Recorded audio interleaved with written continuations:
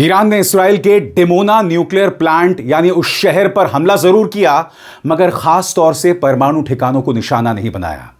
Iran ने कहा कि हम जब चाहें तुम्हारे परमाणु संयंत्रों पर हमला कर सकते हैं, मगर यह महज एक वार्निंग शॉट था, यह महज एक चेतावनी थी।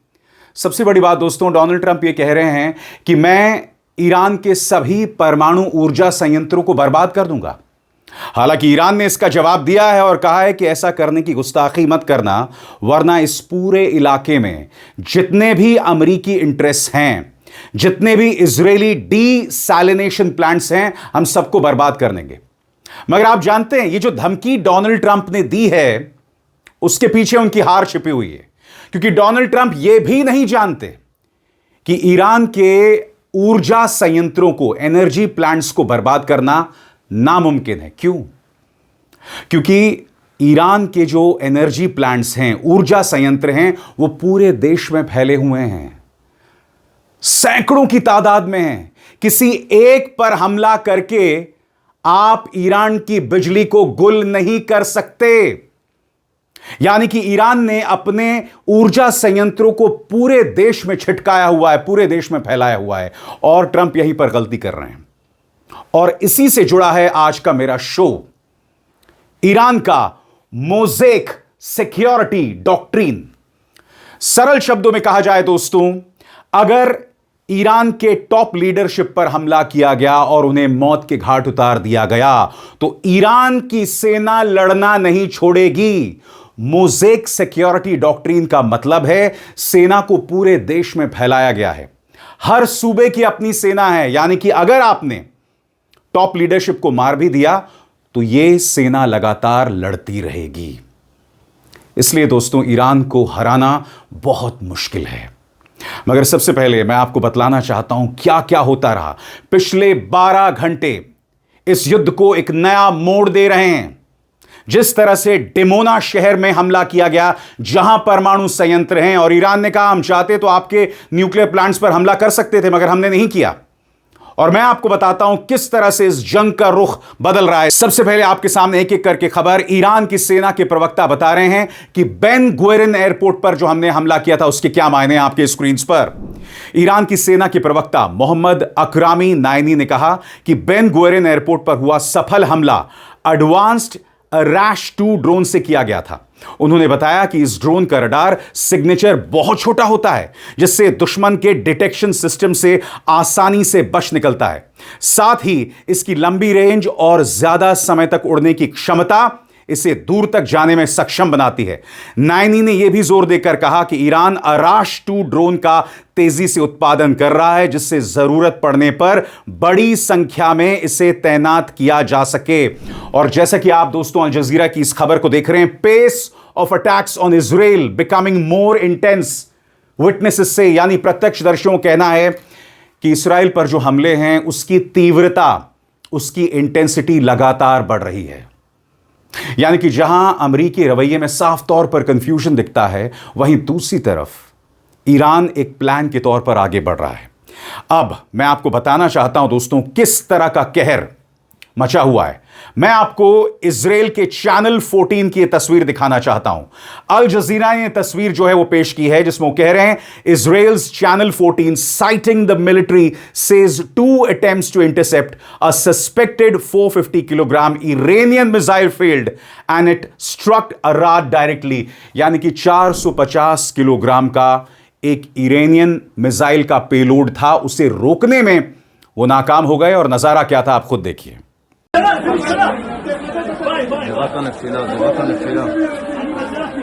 दोस्तों, ईरान के मजलिस के स्पीकर कालिबाफ जो हैं, डिमोना में जो हमला हुआ है उसके महत्व को किस तरह से देखते हैं। वो मानते हैं कि यहां से इस युद्ध की दिशा बदल गई है बुरी तरह से, और इस्राइल और अमेरिका के लिए बचना नामुमकिन हो जाएगा। वो क्या कहते हैं, गौर फरमाएं।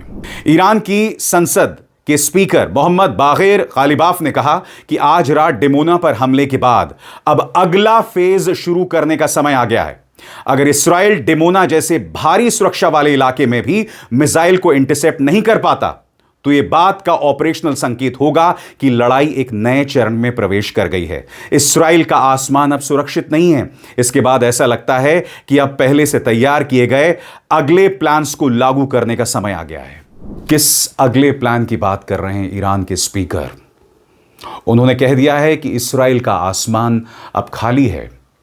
उनका डोम, उनके इंटरसेप्टर्स उन्हें बचा नहीं पा रहे हैं और डिमोना में जो हमला हुआ है उसका जीता जागता प्रमाण है। सबसे बड़ी बात, जैसे कि कार्यक्रम की शुरुआत में मैंने आपको बताया था, ईरान का जो एनर्जी सिस्टम है, क्योंकि ट्रंप क्या कह रहे हैं? ट्रंप ये कह रहे हैं कि हम ईरान के पूरी एनर्जी व्यवस्था को बर्बाद कर देंगे। हालांकि ईरान ने साफ कहा है कि ऐसे करने की हिमाकत नहीं करना, मगर ट्रंप यहां पर एक और बड़ी भूल कर रहे हैं और मैं आपको आसान लफ्जों में समझाना चाहता हूं। गौर फरमाएं मेरे एक एक लफ्ज पर। ईरान का ऊर्जा सिस्टम, ईरान की बिजली उत्पादन और पावर ग्रिड काफी ज्यादा डिसेंट्रलाइज है। वहां 400 से ज्यादा पावर स्टेशंस हैं और सबसे बड़ा भी कुल उत्पादन का करीब 2.9% देता है। यानी कि अगर डोनाल्ड ट्रंप, उनकी सेना, उनके सहयोगी ईरान के सबसे बड़े पावर स्टेशन पर हमला भी करते हैं तो वहां पर उत्पादन होता है महज 2.9%। ईरान के एनर्जी सेक्टर को बर्बाद करने के लिए देश भर में जितने भी पावर सेंटर्स हैं वहां पर अमेरिका को हमला करना पड़ेगा और आप जानते हैं नामुमकिन है। आगे इसके मुकाबले यूक्रेन का पावर सिस्टम काफी ज्यादा सेंट्रलाइज्ड है, फिर भी रूस को उसे गंभीर नुकसान पहुंचाने में बहुत समय और ढेर सारी मिसाइलें लगी। ईरान का ग्रिड गिरने से काफी पहले ही इस्राएल का ग्रिड तबाह हो जाएगा और खाड़ी के देश आग में घिर जाएंगे। स्वतंत्र और आजाद पत्रकारिता का समर्थन कीजिए, सच में मेरा साथी बनिए। बहुत आसान है दोस्तों, इस ज्वाइन बटन को दबाइए और आपके सामने आएंगे ये 3 विकल्प, इनमें से एक चुनिए और सच के इस सफर में मेरा साथी बनिए। अब आपके जहन में सवाल होगा दोस्तों कि ईरान ने अपने तमाम एनर्जी प्लांट्स को बिखराकर, छितराकर क्यों रखा है? यही हालत उनकी सेना की है। कार्यक्रम की शुरुआत में मैंने जिक्र किया था मोज़ेक सिक्योरिटी डॉक्ट्रिन का। क्या है मोज़ेक सिक्योरिटी डॉक्ट्रिन? और मोज़ेक सिक्योरिटी डॉक्ट्रिन की वजह से ईरान को हराना मुश्किल क्यों हो जाता है? इसके लिए मैं आपको लेकर चलना चाहूंगा 9/11 की तरफ। अमेरिका के ट्विन टावर्स पर हमला होता है और उसके बाद अमेरिका क्या करता है? सबसे पहले इराक पर हमला करता है। न सिर्फ इराक पर हमला करता है बल्कि सद्दाम हुसैन को पकड़ के उन्हें फांसी दे दी जाती है। ईरान, जिसके रिश्ते इराक से अच्छे नहीं होते हैं, वो इस पूरे घटनाक्रम को देख रहा होता है और तब उसके तमाम रणनीतिकार बैठते हैं और वो ये फैसला करते हैं कि बहुत जरूरी हो जाता है कि हमें अपना पावर स्ट्रक्चर, हमें अपनी सेना को डिसेंट्रलाइज करना पड़ेगा, यानी कि उसे फैलाना पड़ेगा। क्योंकि अगर सेंट्रलाइज्ड होगी तो वही होगा जो इराक के साथ हुआ, जो सद्दाम हुसैन के साथ हुआ। यानी कि आप गर्दन को काट दो, पूरी सेना बिखर जाती है। मगर आप देख रहे हैं, इन्होंने सबसे पहले खामेनी को मारा, बासिज के कमांडर को मारा, इंटेलिजेंस चीफ को मारा, अली लारीजानी को मारा, मगर ईरान के हमले की इंटेंसिटी बढ़ रही है, वो रुक नहीं रहा है। यही है मोज़ेक सिक्योरिटी डॉक्ट्रिन। अब मैं आपको आसान लफ्जों में बताने वाला हूं कि क्या है यह मोज़ेक सिक्योरिटी डॉक्ट्रिन जो अब आपके स्क्रीन पर आ रहा है। ईरान का मोज़ेक प्रिंसिपल एक ऐसा डिफेंस सिस्टम है जिससे पूरा देश छोटे छोटे हिस्सों में बटा होता है, ताकि अगर ऊपर की लीडरशिप या सेंट्रल कमांड खत्म भी हो जाए तब भी देश लड़ता और चलता रहे। आसान भाषा में, ईरान अपने सैन्य और सिक्योरिटी सिस्टम को अलग अलग हिस्सों, जैसे हर प्रांत में बांट देता है। हर हिस्सा अपने आप फैसला ले सकता है, उसे तेहरान से हर बार ऑर्डर लेने की जरूरत नहीं होती। मतलब अगर ऊपर का कमांड टूट भी जाए तो नीचे वाले खुद से लड़ाई जारी रख सकते हैं। इसका मकसद क्या है? दुश्मन अगर टॉप लीडरशिप या कमांड सेंटर को खत्म कर दे फिर भी सिस्टम बंद ना हो, लड़ाई लंबी चले और दुश्मन थक जाए। जल्दी हारने के बजाय धीरे धीरे सामने वाले को कमजोर करना। सबसे बड़ी बात, यह काम कैसे करता है? IRGC यानी ईरान की सेना को करीब 30+ प्रांतीय कमांड में बांटा गया है। हर एक के पास अपनी मिनी आर्मी होती है, इंटेलिजेंस होता है, मिसाइल रॉकेट यूनिट होती है और लोकल मिलिशिया होता है। अगर तेहरान से संपर्क टूट जाए तो ये लोकल कमांडर खुद फैसला लेकर ऑपरेशन चला सकते हैं। इसकी क्या खास बातें हैं? नंबर एक, जैसे कि मैंने बताया, डिसेंट्रलाइज सिस्टम, एक जगह पर पूरा कंट्रोल नहीं। दूसरा, guerrilla plus drone plus missile war, सीधे युद्ध से ज्यादा एसिमेट्रिक तरीके। लोकल रेजिस्टेंस, हर क्षेत्र खुद लड़ सकता है, कब्जा करना मुश्किल है। हकीकत यह है दोस्तों कि यह ईरान का एक बहुत बड़ा स्ट्रैटेजिक आइडिया है और इसी डॉक्ट्रिन की वजह से उसे हराना या हराने में बहुत वक्त लगने वाला है।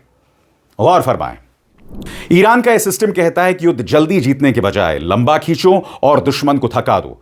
मतलब सामने वाला ताकतवर हो सकता है, लेकिन अगर लड़ाई लंबी चली तो उसकी लागत बढ़ेगी और वो कमजोर पड़ेगा।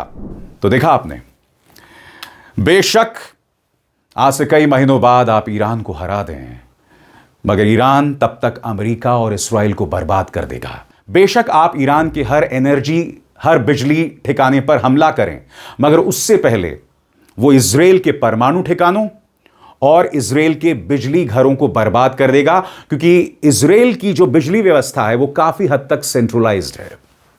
इसलिए मैं कह रहा हूं दोस्तों, ईरान ने अमेरिका और इस्राइल से युद्ध की तैयारी पिछले 5 महीनों में नहीं की, पिछले 1 साल में नहीं की, पिछले 5 साल में नहीं की। यह तैयारी पिछले 25 सालों से चल रही है। जब से इराक का पतन हुआ, सद्दाम हुसैन को फांसी में चढ़ा गया, तब से उनका दिमाग चलना शुरू हो गया था। वो जानते थे कि ऐसा नजारा, ऐसे मंजर का सामना उन्हें भी करना पड़ेगा, लिहाजा हमें तैयारी पहले से करनी पड़ेगी। अब इज़हार शर्मा को दीजिए इजाजत। नमस्कार।